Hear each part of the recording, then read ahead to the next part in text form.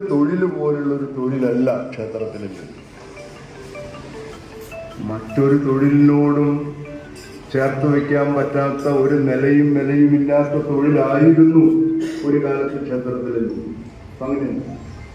അങ്ങനെയാണോ? അല്ല. മുൻപേ ക്ഷേത്ര ജീവനക്കാരന്റെ വരുമാനം എന്ന് പറയുന്നത് നിവേദ്യ ചോറ് പൊതിഞ്ഞുകൊണ്ടുപോയി വീട്ടിലെല്ലാവരും ഭക്ഷിച്ച് അങ്ങനെ കഴിയില്ല. ഇന്നങ്ങനെയല്ല. ഇന്ന് മാന്യമായ ശമ്പളം. ഈ ദേവസ്വം ബോർഡാണ് ഈ കാലയളവിലാണ് ക്ഷേത്ര ജീവനക്കാരുടെ ശമ്പളം വർഷങ്ങൾക്ക് ശേഷം പരിഷ്കരിച്ച് മാന്യമായ ഭേദപ്പെട്ട ശമ്പളം ഏത് ഡി ഗ്രേഡ് അമ്പലത്തിലും, ഒരു വരുമാനമില്ലാത്ത അമ്പലത്തിലും മാന്യമായ ശമ്പളം പൂജാരിക്ക്, അടിച്ചുതളിക്കാർക്ക്, കടകക്കാർക്ക്. ഉയർന്ന ഗ്രേഡ് ക്ഷേത്രങ്ങളിലേക്ക് എത്തുമ്പോൾ അത് സർക്കാർ ജീവനക്കാരുടെ ശമ്പളത്തെക്കാളും കൂടിയ ശമ്പളവും. ഒരു ക്ഷേത്രത്തിലേക്ക്, ഉയർന്ന ഗ്രേഡ് ക്ഷേത്രത്തിലേക്ക് ഒരു ക്ലർക്കിനെ അപേക്ഷ വിളിക്കുമ്പോൾ ആ ക്ലർക്കിന്റെ തുടക്കത്തിലുള്ള സ്കെയിൽ സർക്കാരിന്റെ LDC സ്കെയിലിനേക്കാളും സ്വല്പം മുകളിലാണ്. അപ്പൊ അങ്ങനെയുള്ള ഭേദപ്പെട്ട തൊഴിലായി ക്ഷേത്രങ്ങളിലെ തൊഴിൽ മാറിയിട്ടുണ്ട്. ക്ഷേത്രത്തിൽ അടിച്ചുതടിക്കാർ മുതൽ കൗണ്ടറിലിരിക്കുന്ന ജോലിക്കാർ, ഉൾത്തുറ ജീവനക്കാർ ഉൾപ്പെടെയുള്ളവർ ക്ഷേത്രത്തിലേക്ക് വരുന്ന ആളുകളുടെ എണ്ണം കൂടണം എന്ന മനോഭാവത്തോടു കൂടി അവർക്ക് തൃപ്തി കൊടുക്കുന്ന നിലയിൽ പ്രവർത്തിക്കുന്നവരാണ്. ബന്ധപ്പെട്ട് നിൽക്കുന്ന എല്ലാവരും ചുമതലയാണ്. ട്രസ്റ്റി ബോർഡായാലും, പാരമ്പര്യ ട്രസ്റ്റി ആയാലും, പാരമ്പര്യ ഇതര ട്രസ്റ്റി ആയാലും, എക്സിക്യൂട്ടീവ് ഓഫീസർ ആയാലും എല്ലാവരെയും ഉത്തരവാദിത്തമില്ല. ഭക്തര് പ്രധാനമാണ്. ഭക്തരാണ് മുഖ്യം. ക്ഷേത്രത്തിൽ ഭക്തരുടെ താല്പര്യങ്ങളാണ് പ്രധാനം. ഭക്തന്റെ താല്പര്യങ്ങൾക്കനുസരിച്ച് അകത്ത കാര്യങ്ങൾ വൃത്തിയായും വെളുപ്പായും നടക്കണം. ഭക്തർക്ക് വേണ്ട സൗകര്യങ്ങൾ എല്ലാ ക്ഷേത്രങ്ങളിലും നല്ല പോലെ അടിസ്ഥാന സൗകര്യങ്ങൾ ഉണ്ടാവും. അതിനുവേണ്ടിയുള്ള എല്ലാ ശ്രമവും നമ്മൾ നടത്തിക്കൊണ്ടിരിക്കുകയാണ്. വലിയ ഭക്തരെ സഹായിക്കുന്നുണ്ട് ക്ഷേത്രങ്ങളിൽ. ഭക്തരെയൊക്കെ ക്ഷേത്രങ്ങളിലെ സമർപ്പണം ചില ക്ഷേത്രങ്ങളിലെയൊക്കെ കണ്ടാൽ കേട്ടാൽ നമ്മൾ അതിശയിച്ചു പോകും. ആഹ്ലാദം കൊണ്ട് അതിശയിച്ചു പോകും. ഒരു ചെറിയ ക്ഷേത്രത്തിൽ പോലും, നാട്ടിലെ ക്ഷേത്രം, ആ നാട്ടിലെ ക്ഷേത്രത്തിന്റെ ഐശ്വര്യമാണ് എന്റെ ഐശ്വര്യം, എന്റെ കുടുംബത്തിന്റെ ഐശ്വര്യം എന്ന് വിശ്വസിക്കുന്നയാൾ വലിയ നിലയിൽ ക്ഷേത്രത്തിന്റെ നവീകരണ പ്രവർത്തനത്തിന് സഹായിച്ചുകൊണ്ടിരിക്കുകയാണ്. വ്യക്തികൾ, സ്ഥാപനങ്ങൾ, ഇങ്ങനെ വലിയ തോതിലുള്ള സഹായം ഭക്തരുടെ ലഭിച്ചുകൊണ്ടിരിക്കുന്നു. ഭക്തരുടെ താല്പര്യം മുഖ്യം.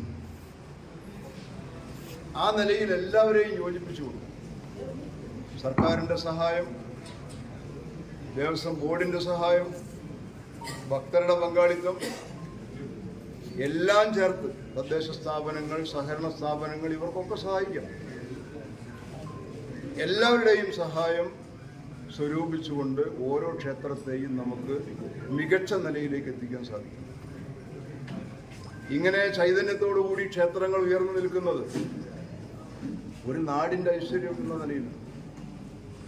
നാട്ടിലേക്കാകെ നന്മ വിതറുന്ന ഒരു കേന്ദ്രം എന്ന നിലയിലാണ്.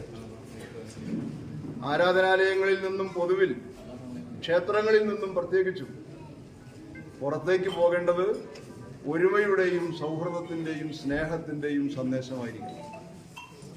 ഒരു കാരണവശാലും, ഏത് സാഹചര്യത്തിലായാലും, ഒരു കാരണവശാലും ആരാധനാലയങ്ങളിൽ നിന്ന് വെറുപ്പിന്റെയും വിദ്വേഷത്തിന്റെയും സ്പർദ്ധയുടെയും കലാപത്തിന്റെയും ആഹ്വാനങ്ങൾ മുഴങ്ങിക്കൂടാ.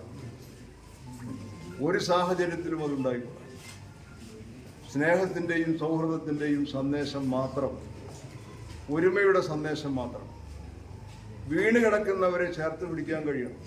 അതിന് ക്ഷേത്രങ്ങൾ മാതൃകയാവും. അതിന്റെ തുടക്കം മലബാർ ദേവസ്വം ബോർഡ് കുറിച്ചിട്ടുണ്ട്. നല്ല നിലയിലുള്ള പ്രതികരണം ക്ഷേത്രങ്ങളിൽ നിന്നും ഇന്ന് വന്നുകൊണ്ടിരിക്കുന്നു.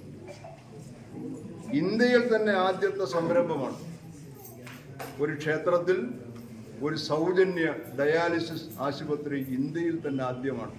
മലബാർ ദേവസ്വം ബോർഡിന് കീഴിൽ നമ്മുടെ കാടാമ്പുഴ ദേവി ക്ഷേത്രത്തിൽ നല്ല മഹിമയോടുകൂടി പ്രവർത്തിച്ചുകൊണ്ടിരിക്കുകയാണ് ഒരു കേന്ദ്രം. കഴിഞ്ഞ ദിവസം നമ്മുടെ ദേവസ്വം മന്ത്രി ശ്രീ വാസവൻ കാടാമ്പുഴ ക്ഷേത്രത്തിലെത്തി ഈ ഡയാലിസിസ് സെൻ്റർ കണ്ടു.